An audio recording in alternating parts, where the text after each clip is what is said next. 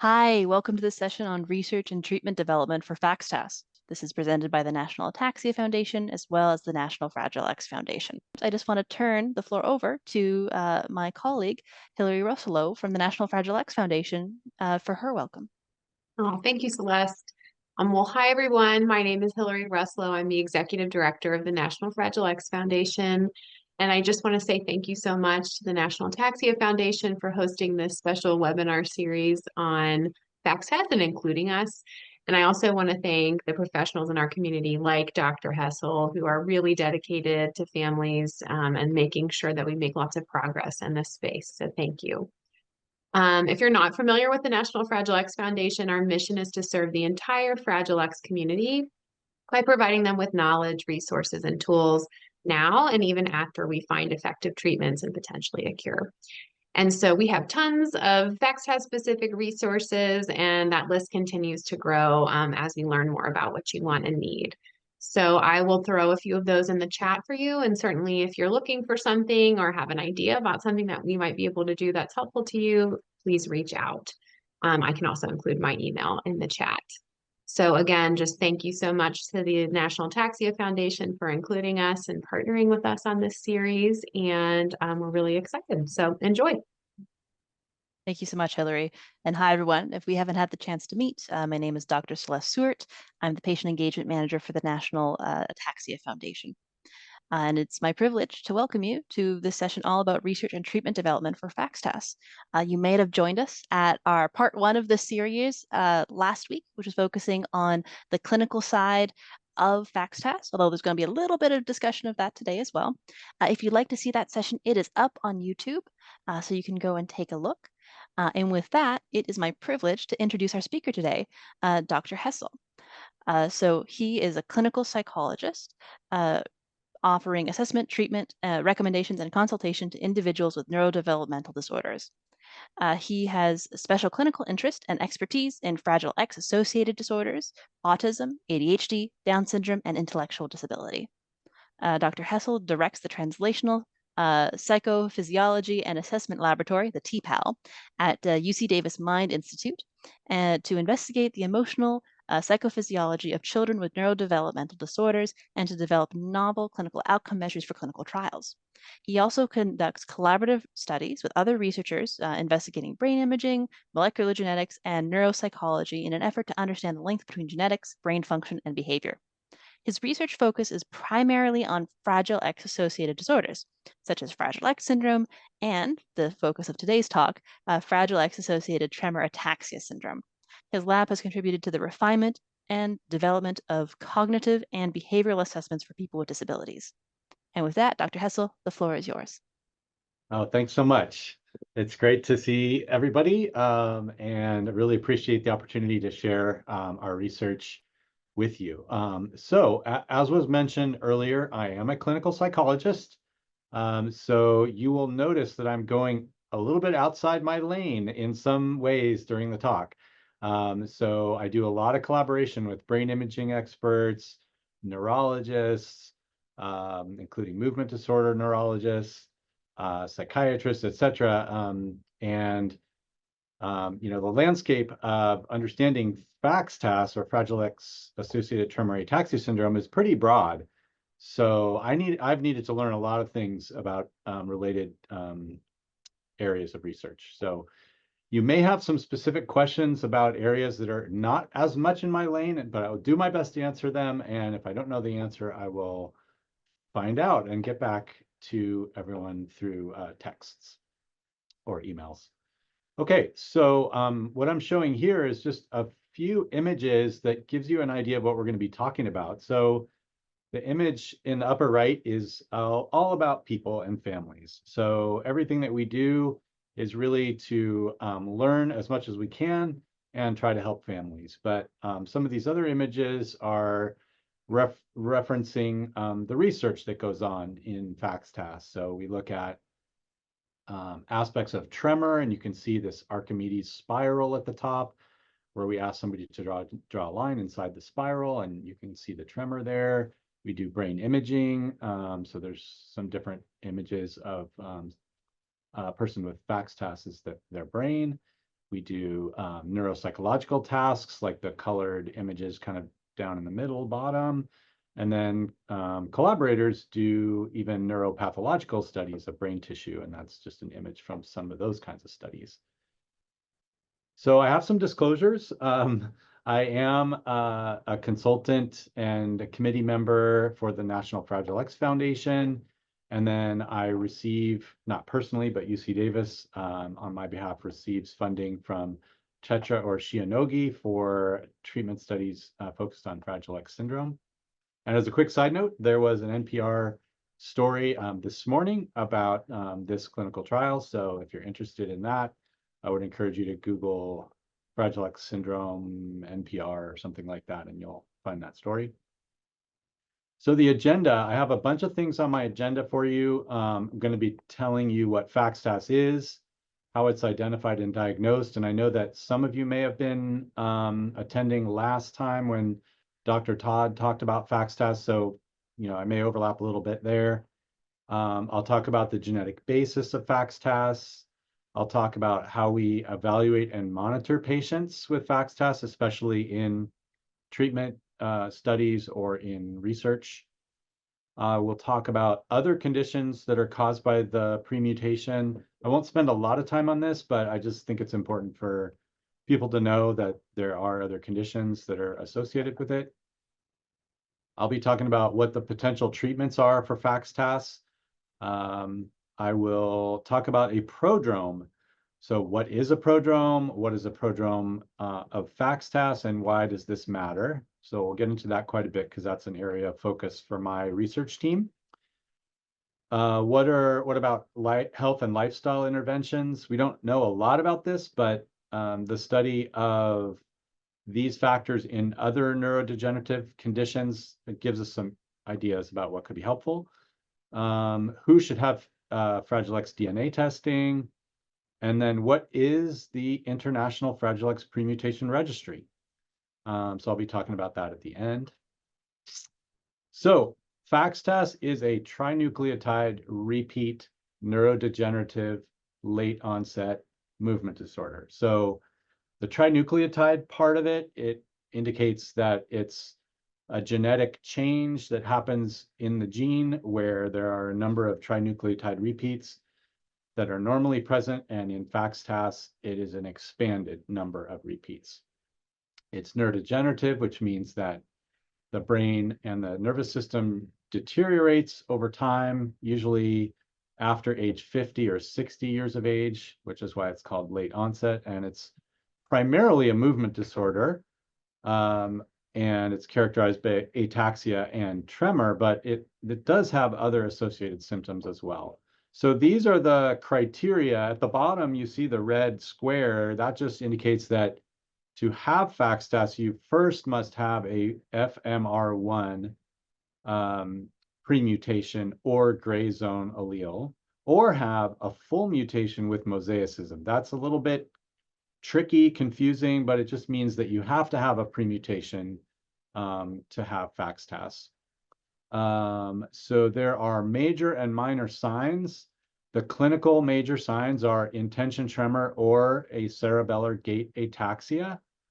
And radiologically or through brain imaging, the major signs are white matter changes in the cerebellum, which is in the back of the brain that controls movement and is involved with cognition, or it may be in the brainstem.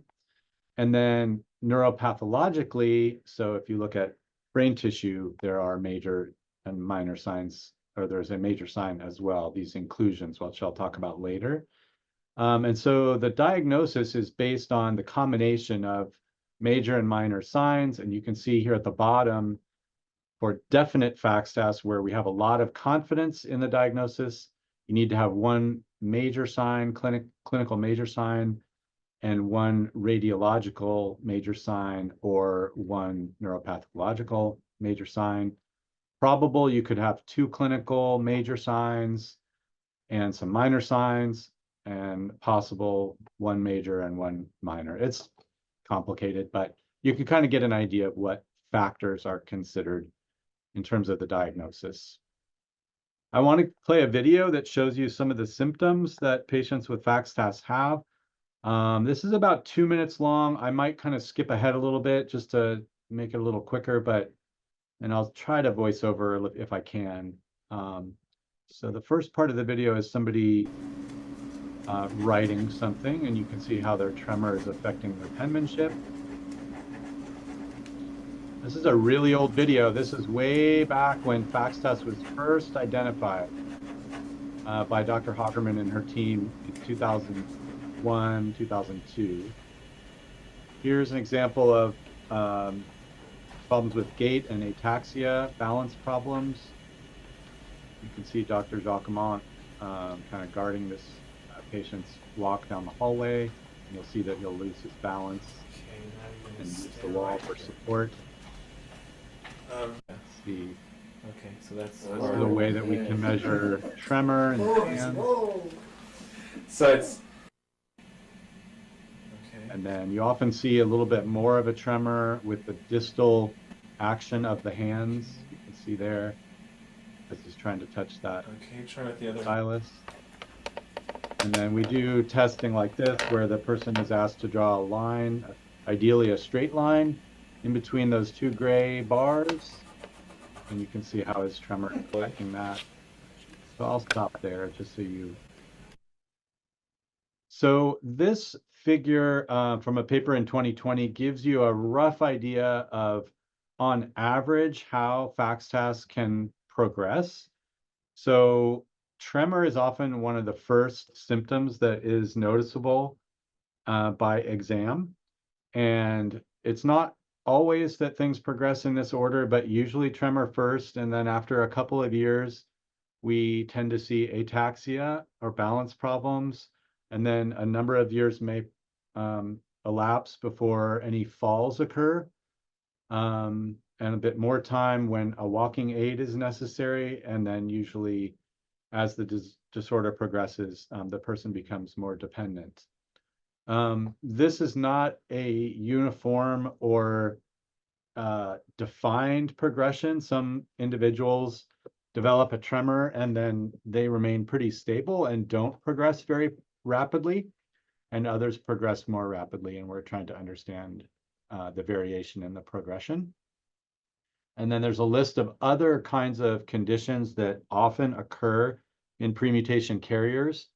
Many of them we think may precede the movement disorder of FXTAS, but others can be entirely independent of FXTAS, meaning that the person can have one of these other conditions and not develop FXTAS later on. A little bit about epidemiology, or just how common these conditions are. So the premutation itself, so not FXTAS, but the premutation expanded allele that gives you risk for FXTAS, occurs in about 1 in 148 to 291 females and 1 in 290 to 855 males. So those are just bookmarks on ends of the estimates for how common this is worldwide. And then about 16% of women and about 38% of men who are carriers who are over 55 will meet diagnostic criteria that we talked about earlier. But again, these are estimates, and it's not perfect epidemiological studies. The true numbers may be different as we do more research. But based on these numbers and the US Census data, we can estimate that somewhere between 50,000 and a bit over 100,000 people in the US have FXTAS. Now, that doesn't mean they've been diagnosed. It just means they actually have it. So finding them and identifying it and diagnosing it is a different question. But based on these numbers, this is kind of the burden of this disease in the US. So the FXTAS rating scale was developed by Deborah Hall and her colleagues, and we're doing a lot of work now to fine-tune this and validate this measure. But you can kind of see when a neurologist, ideally a movement disorder neurologist, does an assessment for FXTAS in a carrier, these are the kinds of things that are measured. So tremor, and there's different kinds of tremor, ataxia involving balance and speech and gait, Parkinsonism-like features, and even eye movements and dystonia. So again, this measure will be refined, and we'll learn a lot more about which items or which tests are the most specific and helpful for diagnosing and following people with FXTAS. So there are characteristic brain imaging findings. Way back in 2002, some of the very earliest brain imaging studies were done on patients with the premutation who had this movement disorder.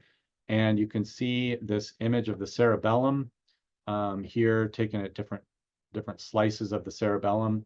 And in the middle of this region, you can see this white sort of splotchy area, and that is the middle cerebellar peduncle, which often shows some of the earliest signs of white matter disease in patients with FXTAS. But it's not always present, and many times there's white matter disease in other areas of the brain as well, which I can show you later. But because this was sort of the hallmark first brain imaging feature that was identified, it's often the one that's discussed the most in the literature. So my colleague Junyi Wang has done the lion's share of brain imaging work in FXTAS, and she's got a number of really great papers. This one I think is really telling. You can see the cerebellum in red and the brainstem in green, and just shows you kind of what those structures look like from the side. But you can do some very precise measures of the volume of these brain structures, and they are probably the most, or among the most sensitive to the changes that happen early in the progression of FXTAS. And you can see, starting with the right side, the volume of the cerebellum is on this x-axis, and age is on the, the y-axis, and age is on the bottom there, ranging from 50 to 80. And the carriers with FXTAS are in pink. And you can see how much of a reduction there is in the cerebellar volume in carriers affected by FXTAS compared to controls in green and carriers without FXTAS in blue. But if you look on the left side, what you notice is the blue carriers who do not have FXTAS by exam still have a reduction in cerebellar volume that increases with age. And so we don't know the exact age at which this difference really starts to emerge, but it appears to be certainly in the 40s or 50s when brain changes seem to be occurring in carriers even before they have their movement disorder symptoms. So here's where I'm going a bit outside my lane, and apologies for that, but I just wanted you to see some of the imaging, some of the neuropathology images that show us what is changing in the brain in specific regions and with specific kinds of cells. So there's a lot of examples here, but FXTAS affects many different types of cells in the brain, including astrocytes and neurons. There are some images here that show white matter disease in the cerebellum.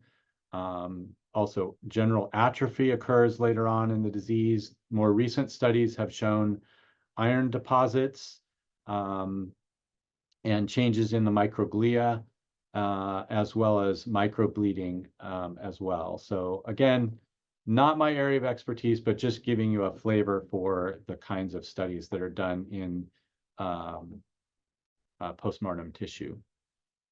So the genetic basis of FXTAS, so as I mentioned, it's a trinucleotide repeat disorder. So normally there are between 5 or so and 40-ish CGG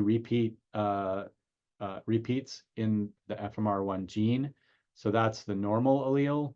And when we have the correct or normal amount of CGG repeats, the gene produces mRNA, and FMRP, which is the protein that is so important for brain development and function. But in the premutation condition, where an individual has between 55 CGG repeats or up to 200, there is actually excess or abnormal excess production of the mRNA from this gene. And it causes excess binding. It causes sometimes a slightly reduced level of FMRP levels. And there are some other toxic processes that happen, which I can show you in a minute, that lead to neurological dysfunction and these inclusion formations. So just to show you how much the gene is kind of overactive in the premutation situation. So normally in this left-hand side, you can see that there's around 1 to 2 is the number for mRNA levels.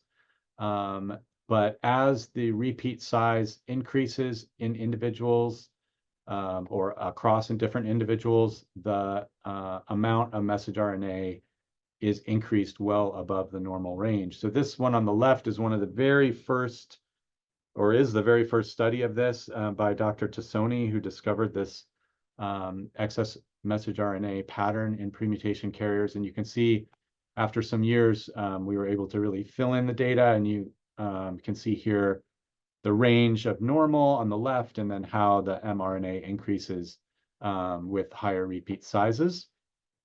This will be important later on as I describe some of the potential treatments. So it turns out that actually the number of CGG repeats that a person has in the premutation range is an okay predictor of some outcomes. In a very small study, it was actually pretty strongly related to the age of death among a small group of FXTAS patients. But you can see on the right that the ability for the repeat size to predict things like the age of onset of tremor or the age of onset of ataxia is actually pretty weak. So it doesn't really tell us with a lot of precision whether and when the FXTAS condition will start. So we're doing a lot more work to understand the mechanisms, the genetic mechanisms that cause FXTAS to occur.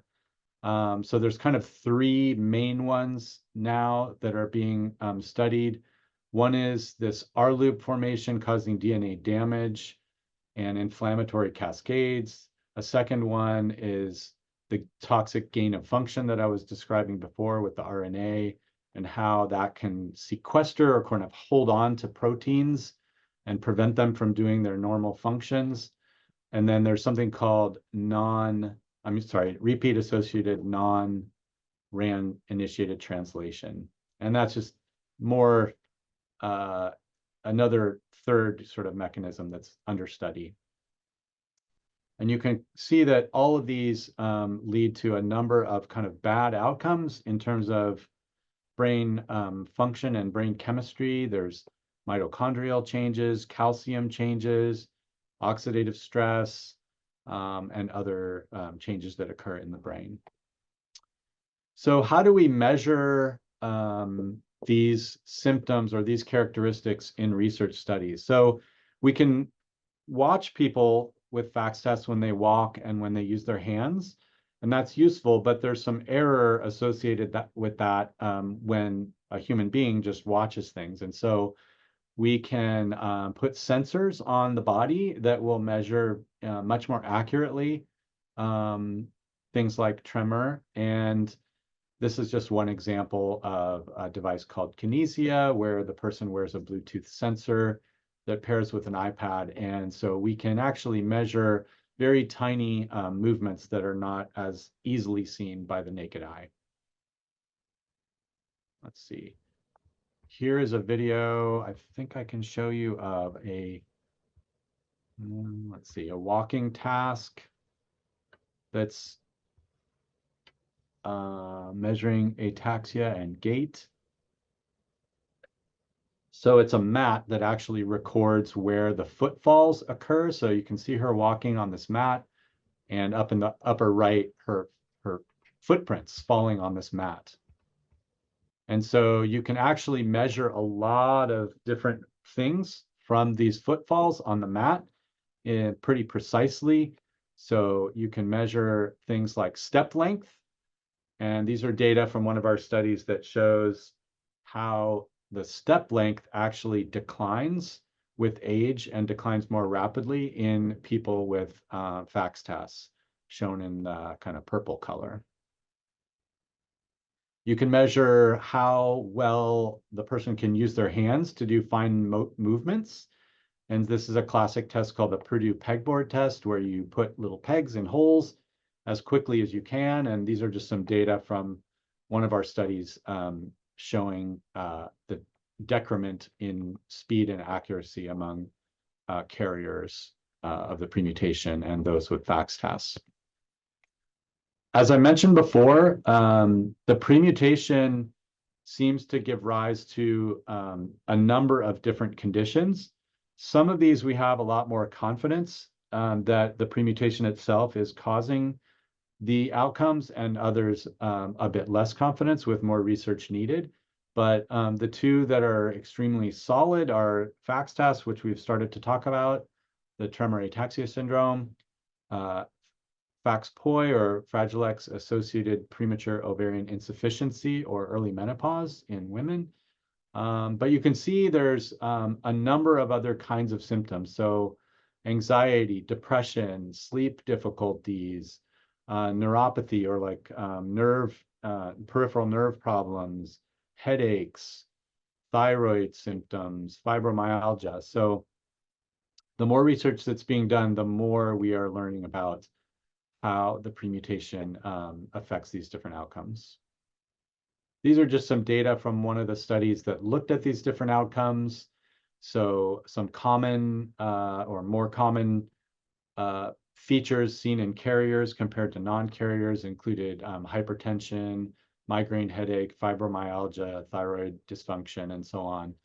So I won't go into these details, but it just gives you an idea of or the understanding that there's more than just the movement disorder affected by the premutation. So potential treatments. We don't have any approved targeted treatment for FXTAS yet, but I will say that there is a lot of momentum building now to look at some rational treatments for this condition. And I would guess that within the next 5 years, we're going to be seeing a lot more in the way of clinical trials for FXTAS. One of them is one that has strong possibility is called omaveloxolone. This is an FDA-approved drug that has been, or a drug that is FDA-approved for Friedreich's ataxia. And it's an NRF2 activator. And you can see some of the data from that study you may be familiar with. We think that that has a pretty rational story for FXTAS as well. And so we're hoping to get ready to do that kind of trial in the future.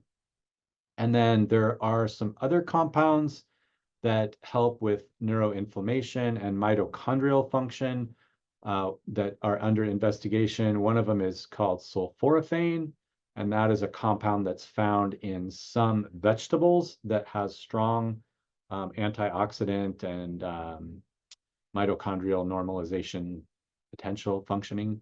And there was an open label study actually of this compound in FXTAS patients. Open label meaning it was not placebo controlled. And there was some evidence you can see here that it might have some potential benefit. The task on the left is a working memory task. So the patients were tested using a iPad-based memory test, and then tested again after treatment. And you can see there was an improvement over that period of time, but it's open label, so there can be placebo effects. And so we need to be careful about that interpretation and do more rigorously controlled studies. And the one on the right is a mental status exam result that showed kind of borderline significant changes. So ASOs, or antisense oligonucleotides, I always have trouble saying that, are also another type of therapy that we think could be very promising, or is very promising for FXTAS. So these are really versatile molecules that can specifically target and modify RNA. So remember earlier I showed you that figure where the mRNA was excess or way too high in premutation carriers. So this type of therapy has the mechanisms or ability to bring down that excess mRNA level. And actually, this has been successfully used in some genetic disorders like spinal muscular atrophy and other conditions. So these are just some data from an animal study where a premutation mouse study, Fragile X premutation mouse study, where this kind of drug was given to, or saline, or not the drug, was given to mice, and they showed some improvements in the ability for the mice to kind of run on this rotating rod, which is a good, or is a measure of ataxia in rodents. So pretty promising stuff. Some things that are driving our work. Will I get FXTAS? What are the earliest signs? What are the markers of risk? How much time do I have before my symptoms begin? And what can I do to slow it down? So this is kind of the core questions for my lab. And we have a grant from NINDS, the Neurological Diseases and Stroke Institute. And this is just one of the key aims, is to do longitudinal studies of carriers who are at risk for FXTAS and follow them over time to learn about the risk and protective factors. So the concept here really is, what can we learn about the very earliest changes that occur in carriers, so that when targeted treatments are ready to be tested, we want to evaluate their ability to be protective against the later changes that occur with FXTAS. So a prodrome is a preclinical phase associated with a combination of signs or symptoms that indicate the onset of a disease. So these are like changes that happen in biology, or subtle changes in the person that occur before a neurologist would be able to detect the formal condition. And we're real interested in this. This concept is really important in lots of neurodegenerative diseases. So Parkinson's disease is one example. And you can see here the typical Parkinson's disease trajectory shown in red. And you can see this alpha sign is an indicator of, okay, if you have a treatment that is effective, how much benefit might you see if you treat the person later in the disease? But here you see this alpha much earlier. And what this is just showing, that if we can treat earlier before the actual formal condition of FXTAS begins, maybe we would see a raised trajectory or a much better outcome over time. This kind of way of thinking is also considered and being studied in ALS as well. And so what gave me like a lot of motivation to do this kind of research was actually the early Huntington's disease studies, this TRACK-HD study, where individuals with the Huntington's gene were followed longitudinally, many of whom did not have the disease yet.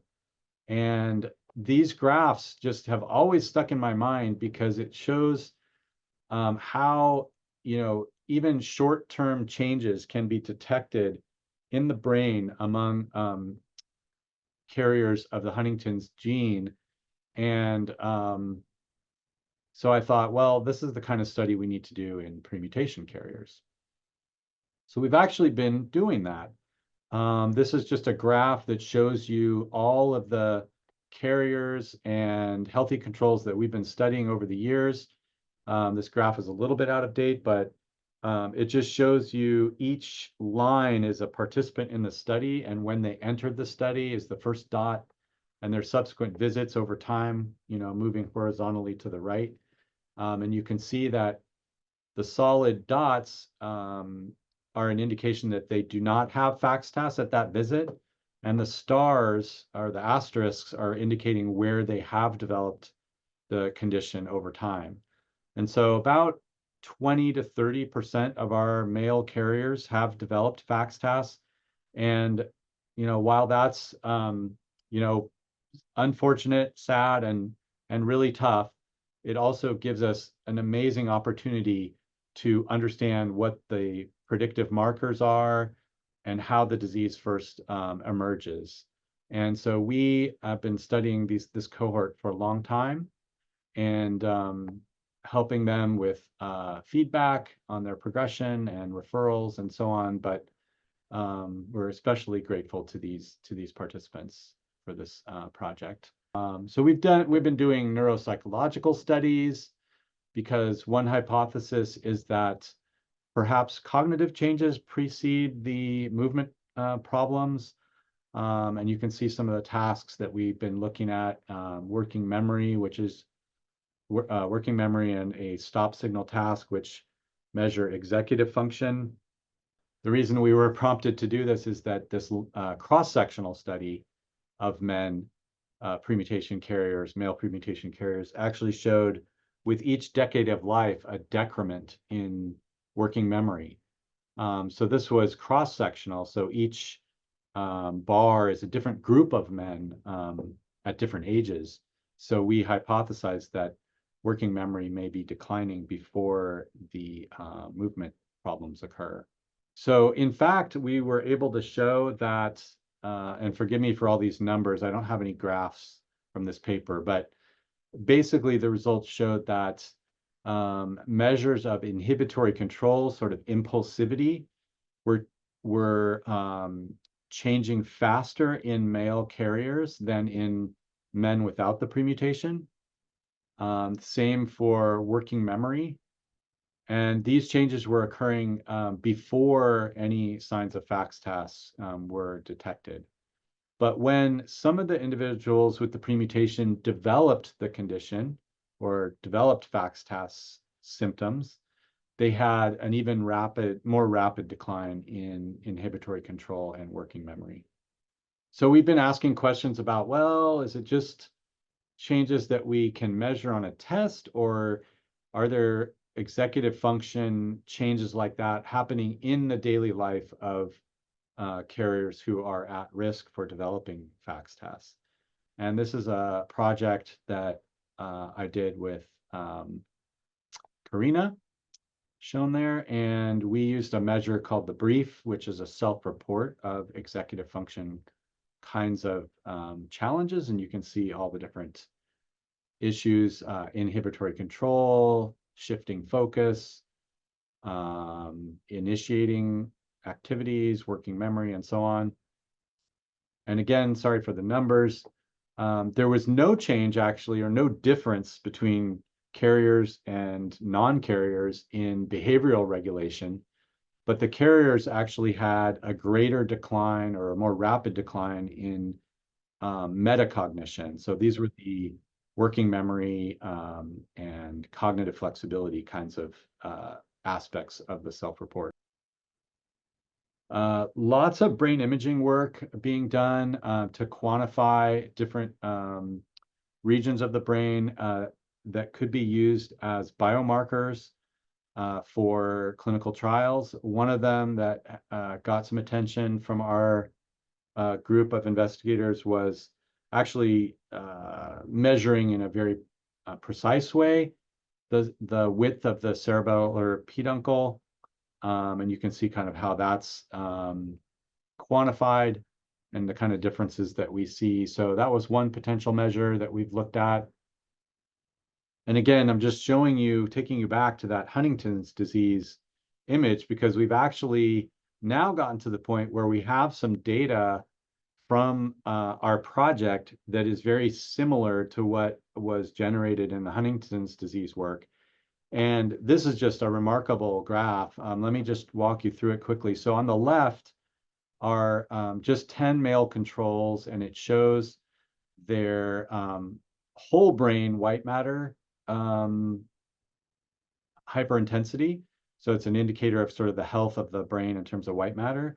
And you can see there are some very slight increases that occur with age in individuals, but not major changes. And actually, if you do statistics on it, this number tells you that it's very stable over time. And then on the middle graph, you can see what the changes look like in carriers who do not have FXTAS. So the light blue are carriers with stage 0. So there's absolutely no sign at all that they have any movement disorder. The purple, maybe there's a slight indication that they could have some very minor tremor. And you can see that even among those carriers, there are some pretty big increases. But the remarkable graph is on the right, which actually has a range that's 10 times the range of the first two graphs. So it goes to 0 to 100 instead of 0 to 10. And you can see some really rapid increases in white matter changes occurring in carriers with FXTAS. So we think this could be a really good biomarker for monitoring efficacy in future trials. We've been doing something called machine learning. So everybody's heard of artificial intelligence.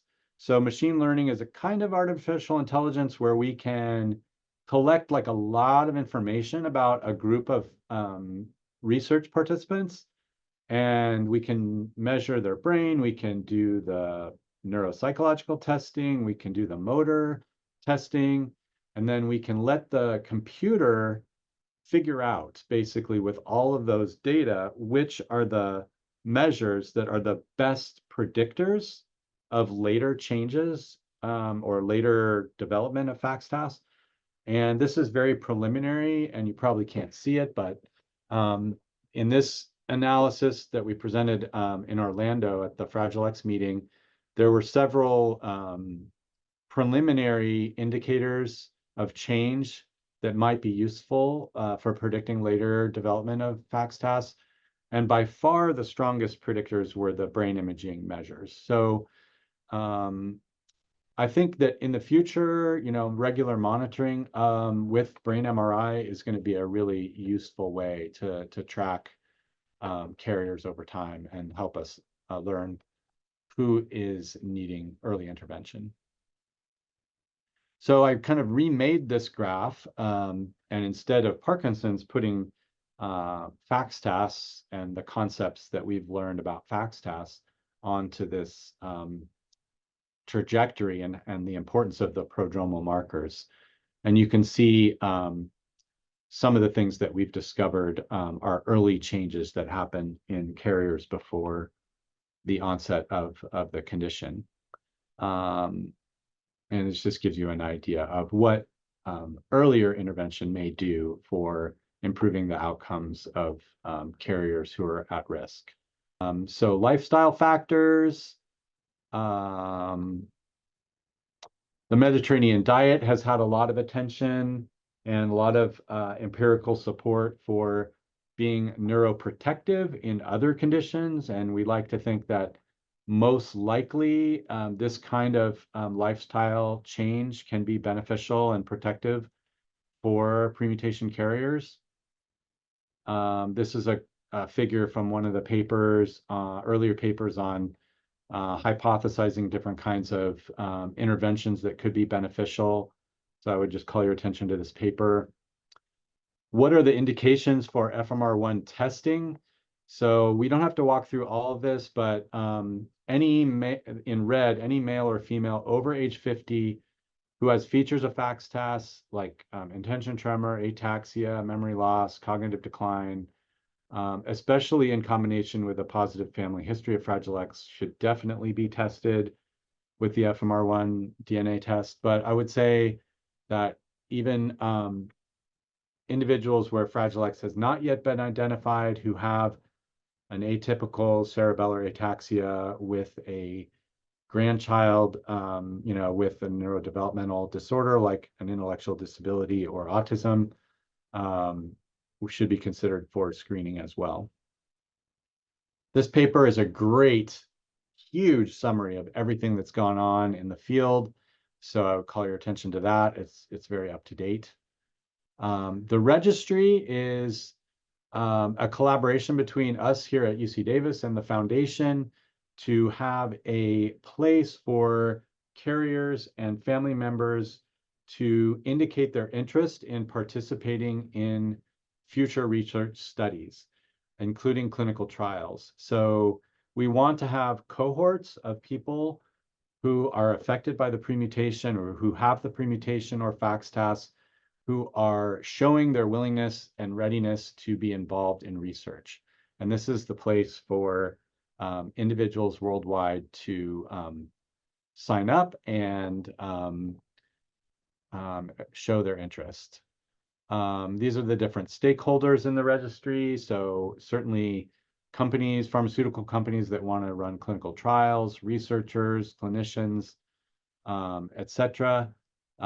This is kind of the nuts and bolts. I don't really have time, but it's confidential and secure. It follows GDPR compliance for privacy. Individuals self-register. And then when a researcher is interested in contacting registrants for their study, they first have to apply to our governance committee that reviews their project and checks for IRB approval. And then once the project is approved by the committee, we can distribute information about the study to the registrants, who then can get in touch with the researcher. So it's just a nice pathway to research participation. These are just some content areas that are involved in signing up for the registry. This is the paper that just describes it in a lot more detail if you're interested in taking a look at how it all works. And it's open. So it's been open for at least a couple of years now. These are the contacts. And we would just encourage you, if you're affected by the premutation or a family member, or if you're a clinician or researcher, to please get involved with the International Fragile X Premutation Registry. And I think that might be my last one. Oh, acknowledgements. This is some members of my team that I'm thanking for their help and dedication, and then especially all the participants who've been involved in research. It's a lot of traveling, a lot of frustrating testing. The MRIs can be really uncomfortable, and a lot of the questions are really personal. So I am really aware of how much effort and sometimes discomfort it takes to be involved in these projects. So we're very, very thankful, and it makes a big difference. Okay, so I will stop there. Change over into the question period. And just a reminder for any of our attendees, if you have questions for Dr. Hessl, please put them in the Q&A window at the bottom of your screen. And we already have a couple that have come in. So we have a question from a slide earlier in your presentation when you were talking a little bit about the demographics of FXTAS. Yeah. Can you share any information, sort of a demographical breakdown? Are there certain groups that are more impacted by FXTAS than others? So the premutation itself is, there are some differences among racial groups. So it's almost certainly less common in people with an Asian background. But other than that, it's fairly similar, I would say. So all different groups can be affected. In terms of, demographic factors that confer risk, we don't think that having another family member with FXTAS necessarily. And there's not strong evidence that you're at greater risk than another carrier would be. I'm trying to think. With demographics in terms of gender or sex, more specifically, definitely a big difference. So males much more at risk than females. But we have some men in our study who are very elderly that don't have FXTAS, so it's not at all a definite condition that you will get. Other demographics. Yeah, we don't have anything on like socioeconomic status that would indicate any difference there. There's some evidence, not really demographic, but we think that individuals who need to have general anesthesia may have an increased risk of developing disease quicker. But the studies are more observational at this point. We don't have any like controlled study to like prove that. Thanks for clarifying that. Our Yeah. next question, you mentioned BMI and the prodromal stage. Can you elaborate on that a little bit? Yeah, so what we've seen so far is that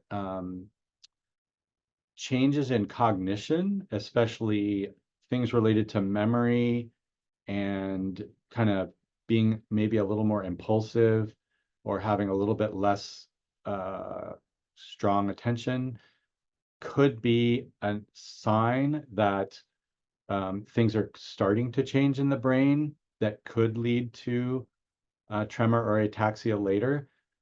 It's complicated though, because it looks like being a carrier, it just by itself gives you a little bit more chance of having some executive function differences. So it's not a definite thing, but overall, when we look at the data as a group, it seems like when individuals have more noticeable changes in working memory and executive function, they are at a higher chance of later developing FXTAS down the road. But we don't know how strong of a predictor it is. We can't say like, if you have this much memory loss, you have this greater amount chance of getting FXTAS. We just know they're connected, but we don't know how strong of a predictor it is. It's all those limitations to research that needs to be Yeah. followed up with greater detail. Yeah. To a point you were making a bit earlier around sex differences in FXTAS, someone is interested, have studies included women with the premutation, and how are they reflected within FXTAS research? Yeah, there are more and more studies being done. So Dr. Hagerman has a project here that involves women with the premutation, and then Jessica Klusek, who's at South Carolina, University of South Carolina, has a new project. There's several investigators around the U.S. Who are doing studies of women with the premutation, and there's I would say emerging evidence, pretty good evidence that the phenotype or the like constellation of challenges or medical problems that men and women have with the premutation is quite different. So yeah, obviously FXTAS is much less likely to occur in a woman, but they may have a higher chance of having other like an autoimmune change that occurs, or like a thyroid condition. So it's very interesting because you would think that everything would be more likely to happen in a man because they only have the one X. And women are protected by having the other X, which doesn't have the mutation, right? So you would think that everything would be worse in a guy, but it looks like some things, depression perhaps is another psychiatric condition that can occur in premutation carriers and seems to be more often occurring in women. So I don't know, there's a lot to say, I guess, about gender differences. Some things we know more confidently than others, I guess. Well, thanks for giving us an intro into some of that at least. Yeah, there's a lot there. Yeah. Another question from an attendee. His son has Fragile X syndrome, and his genetic test has indicated that he is a mosaic. Okay. What is the probability that he will also develop FXTAS? Boy, that's a great question. So there's a lot less known about that. So if he's mosaic and some of his cells or some of the alleles are premutation sized, so the full mutation is above 200, right? So that's Fragile X syndrome related gene mutation, and then premutation 55 to 200. So if some of his cells have the premutation, theoretically, based on genetics and the biology of this, there could be a chance of him developing a movement condition later in life, but we don't see that very often. It's very rare, and it's like small case studies in the literature. There's no like group studies that I don't think that have followed mosaic individuals over time to see how often they develop a movement problem. But theoretically, it's possible. I think some people believe that if you have the full mutation or the reduction in protein from the full mutation, you might be protected from developing FXTAS later on. But I guess the short answer is it's possible, but Thanks we so don't much. know how likely. Well, thank you for explaining that. And we Yeah. have time for one last question. We have someone who asks, does participation in the registry include testing? My daughter was found to be a premutation Fragile X carrier during her pregnancy, and this attendee wants to be tested to see if it's from his genetic background. So we don't provide testing. So right now it's the registrant provides all the information that they have. So if you need to be tested, you would want to do that, start with your physician, who can either order the test themselves, or they could send you to a genetic counselor who could, organize that. But yeah, sorry, we don't have that service. We don't even have the service to do the evaluation among the carriers to see who has FXTAS, who doesn't. It's all really self-report at this point.